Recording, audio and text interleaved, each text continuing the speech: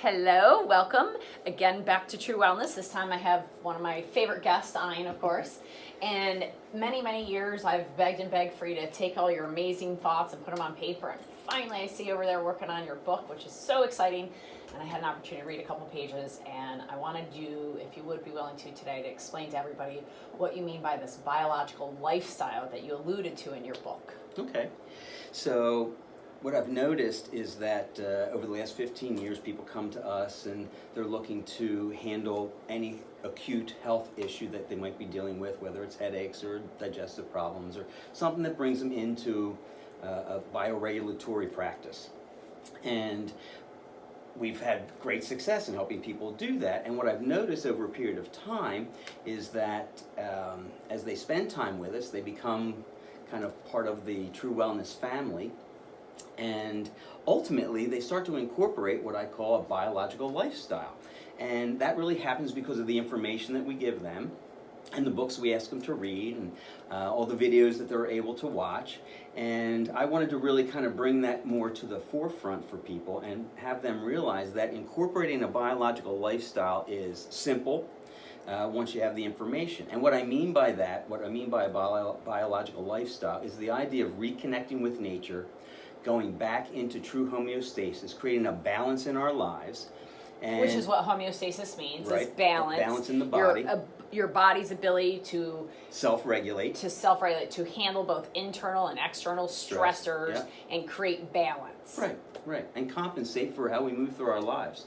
We're all in a toxic load. We all have a toxic load. It is what it is in the environment today, whether that's cell phones or the food we eat or the water we're exposed to. And it's becoming conscious of those things that we can take control of, and also not stressing over the things that we can't take control of. And ultimately, people find that they can have a lot more control than they thought they did in regards to their environment and how that affects their biological lifestyle. So what we're really talking about is how we eat, when we eat, what we eat, slowing down when we go to a meal, taking time to have reverence for the food that we're eating, whether that's praying over the food or just taking a moment and saying to ourselves in the food that this is really going to be good for me, it's going to be nutritious, it's going to give me the energy that I need.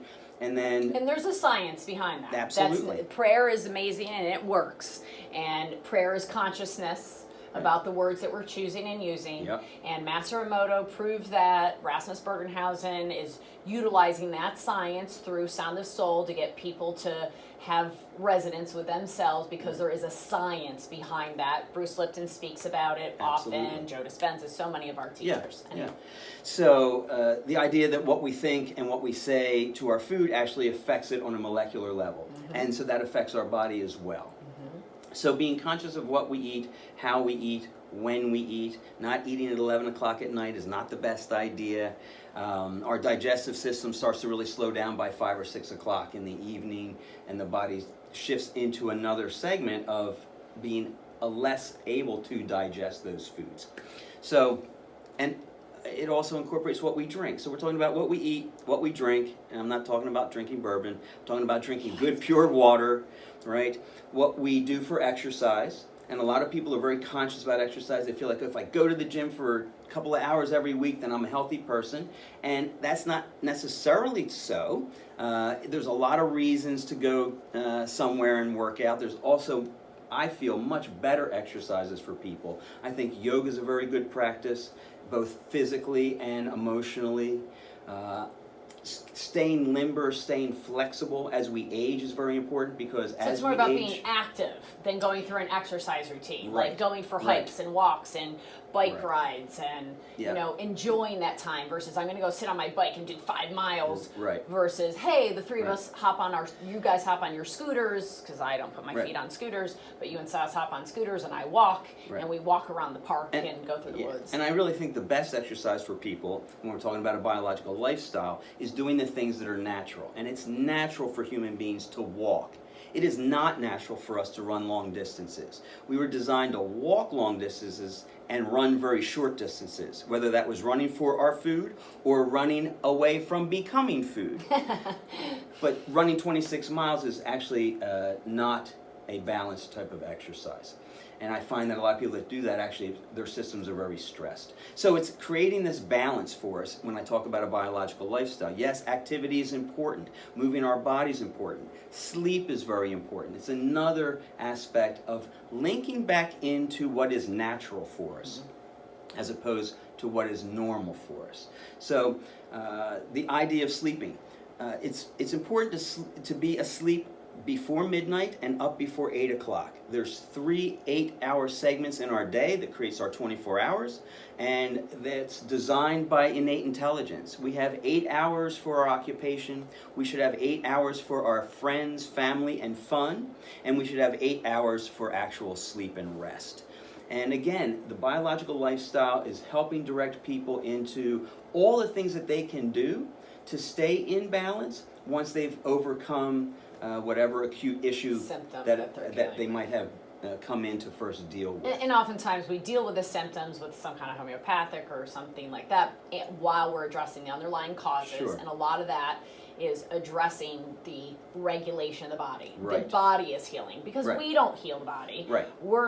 We're just assisting them being the client base, to know what they can do to assist their body to go back into that natural rhythm, that natural That's been healing lost. mode, Yeah. and really tapping into their heart and tapping into who they are and being a human being.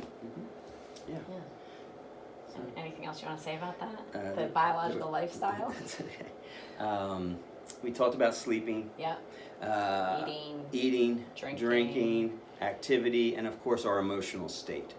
Because our emotional state has an awful lot to do with how our body reacts to stress. And when we talk about things in regards to the emotional stressors that we deal with, what I like to help people do is find some joy. And finding joy is the idea that I lose myself in a given activity for hours at a time, or for an hour at a time, where you might want to you really enjoy reading. So take some time and actually allow that to happen. I like doing painting, so I like to take time and I'll do little paintings, and I lose myself in that, and that creates joy in my life, so that there once again is a balance for folks, and allowing that to really fulfill you in a way that other things really don't. We especially in our culture, we've been trained to work really hard because work's really important. And then the next thing is, what do we do for other people? And then the next thing might be, okay, what am I eating for dinner? And the final thing is, oh gosh, I'm exhausted, I'm going to sleep. And we've lost that place of really finding joy in our lives. So whether that's walking in the woods, spending time at the shore, spending time just by yourself and allowing yourself to be a little bit, or losing yourself in an activity that really brings you joy. Right. And I know we've taught Silas a little bit about it's okay to be bored for a minute. Yeah, right. I think that's Sure. something that so many, and I know it was a struggle for me, being bored felt uncomfortable.